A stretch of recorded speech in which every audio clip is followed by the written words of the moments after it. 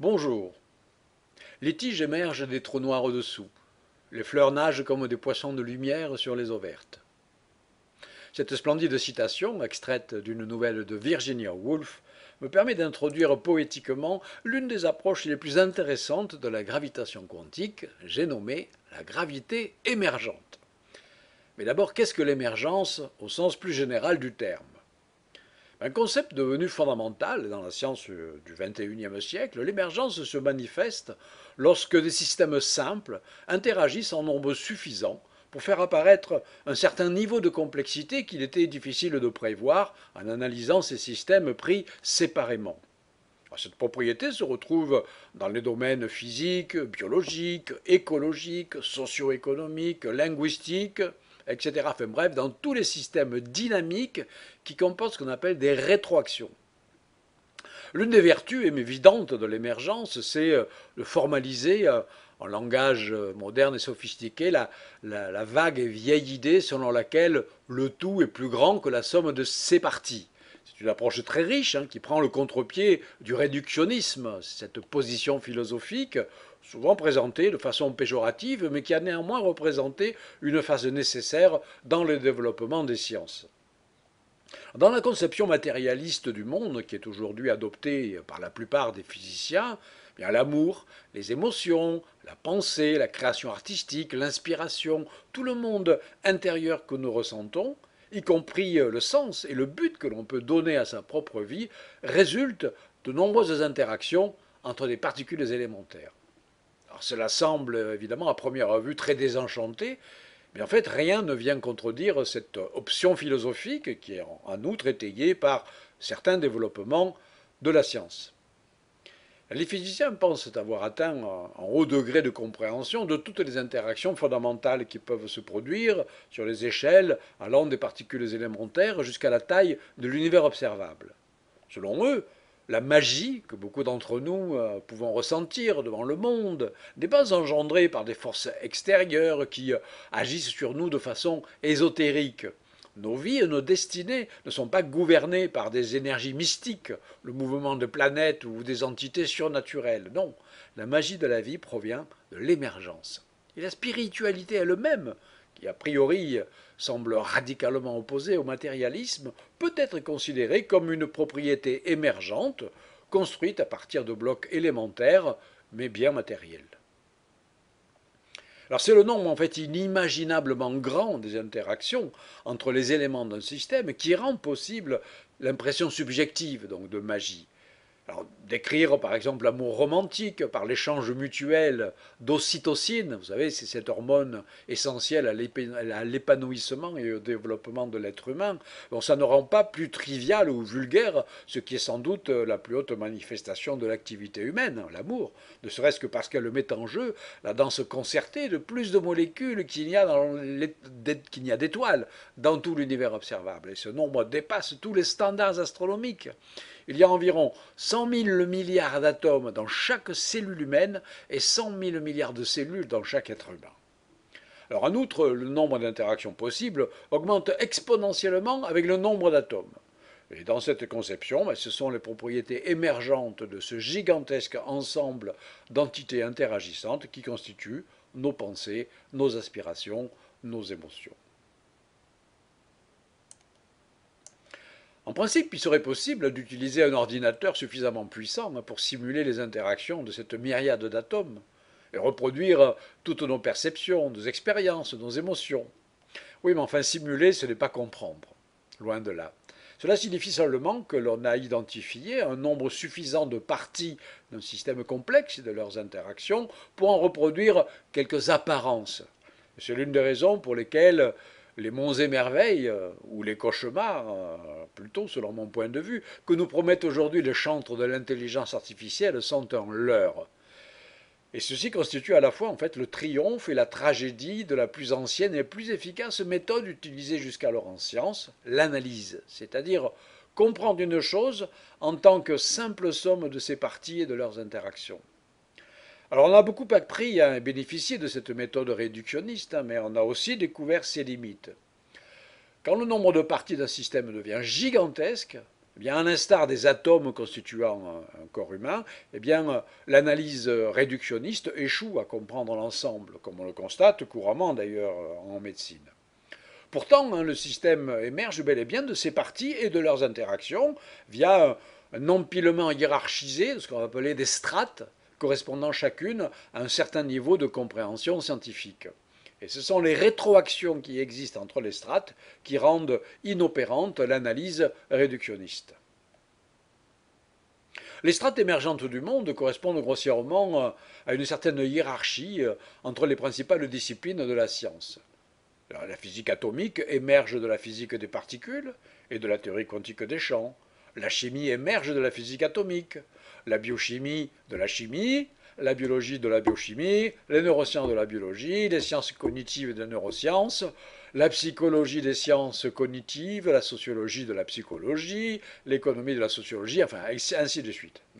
Et donc, la séquence hiérarchique de strates, de la plus profonde à la plus élevée, en fait, elle n'est ni exacte, ni linéaire. Mais le schéma général d'émergence dans une séquence donnée est clair. C'est-à-dire, à chaque strate d'ordre supérieur, un nouveau comportement et de nouvelles propriétés surgissent des interactions entre les entités qui constituent la strate inférieure. Alors, par exemple, les ondes acoustiques proviennent d'effets collectifs dans les molécules de l'air. Elles émergent des interactions moléculaires, qu'on appelle force de Van der Waals, qui elles-mêmes émergent de l'électrodynamique quantique.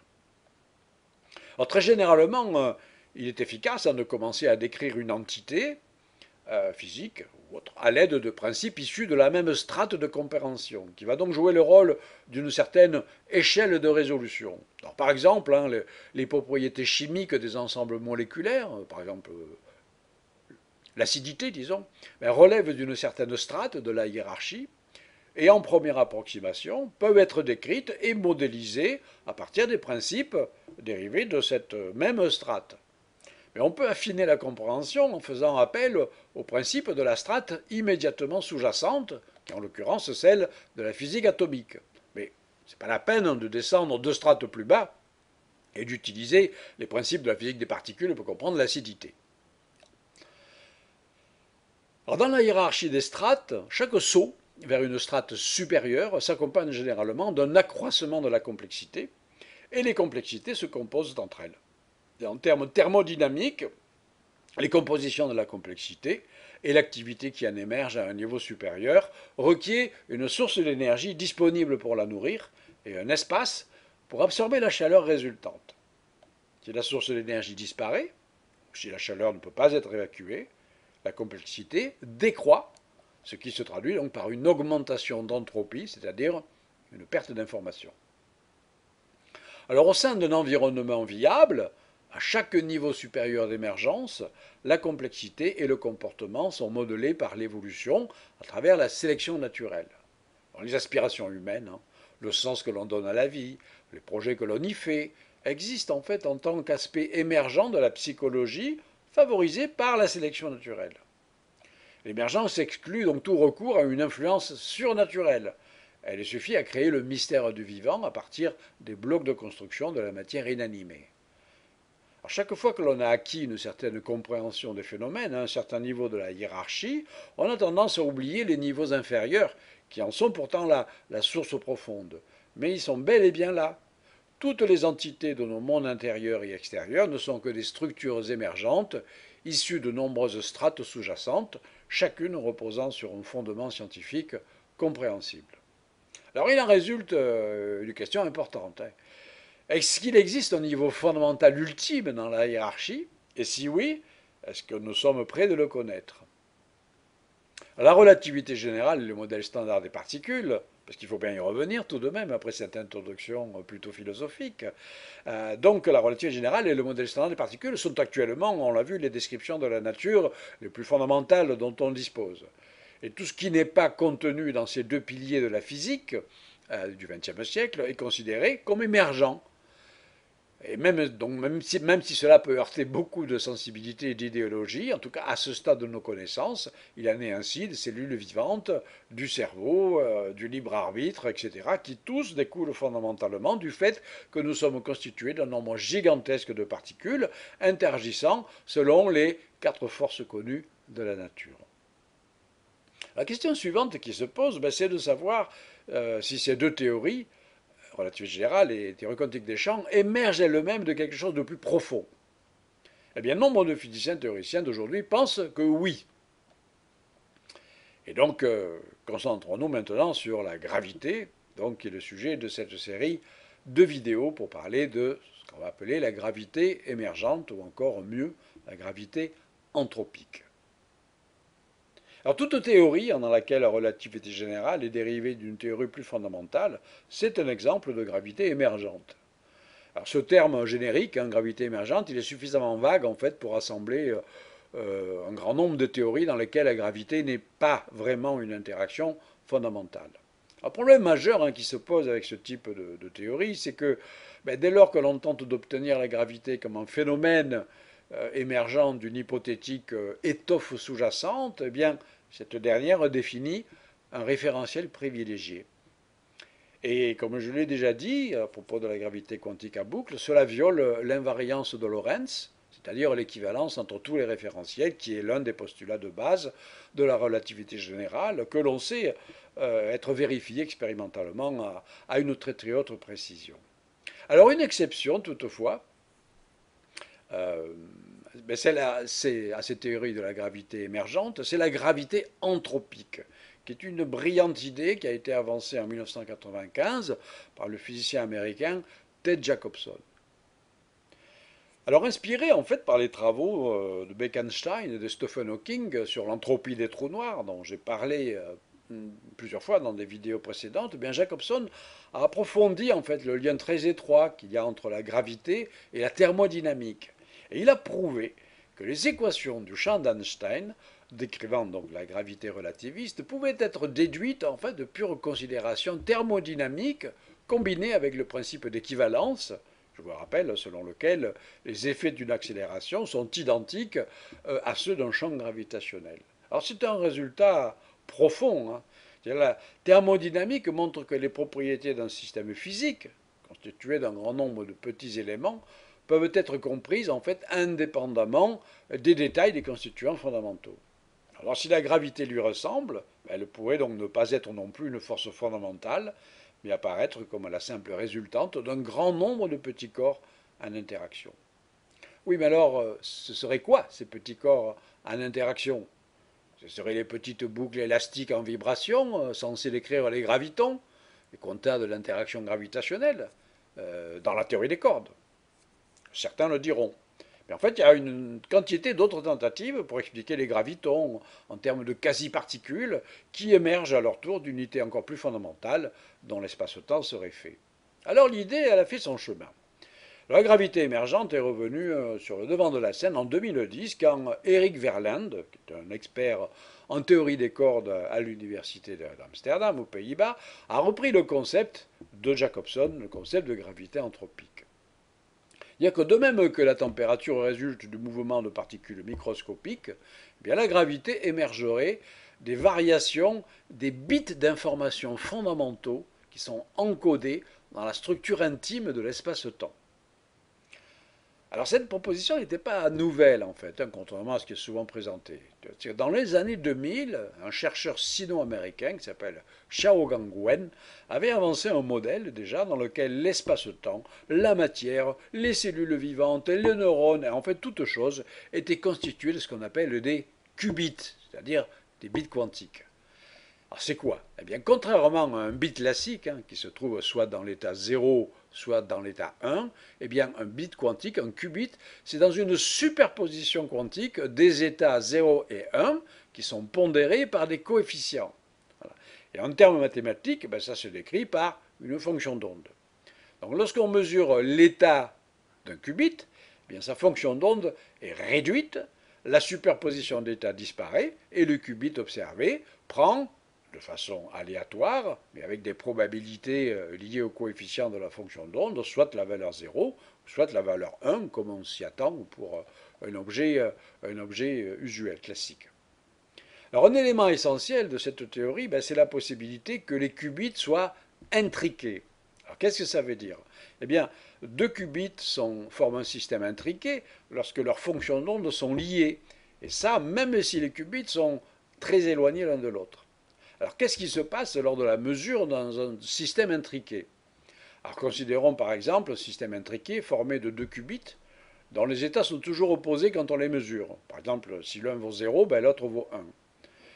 Donc ainsi, si initialement deux qubits intriqués sont des superpositions indéterminées des états 0 et 1, et que l'on mesure l'état du premier qubit, sa fonction d'onde est réduite, et on obtient une valeur de façon aléatoire. Mais instantanément, l'état de l'autre qubit prend l'état opposé, même si les qubits sont trop éloignés l'un de l'autre pour avoir le temps d'échanger une quelconque information, même à la vitesse de la lumière. Dans son article de 2011, qu'il a intitulé Sur l'origine de la gravité et les lois de Newton, Verland a montré comment, en fait, la fameuse seconde loi de Newton, qui décrit comment les pommes tombent des arbres et les satellites restent en orbite, peut se dériver de ces blocs de construction microscopiques sous-jacents.